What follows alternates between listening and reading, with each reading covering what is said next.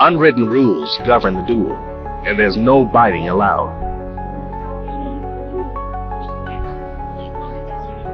Rising higher than a meter, each tries to pin the other to the ground.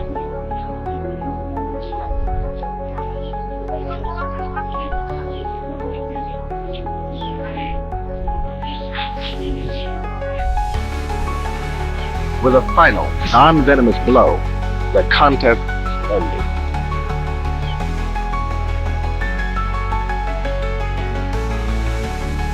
The resident male has lost. He must leave his territory and his mate. And to the winner go the spoils. Like all males this time of year, this snake seems to have only one thing on his mind: sex. But our tagged female has already mated and wants only to be left in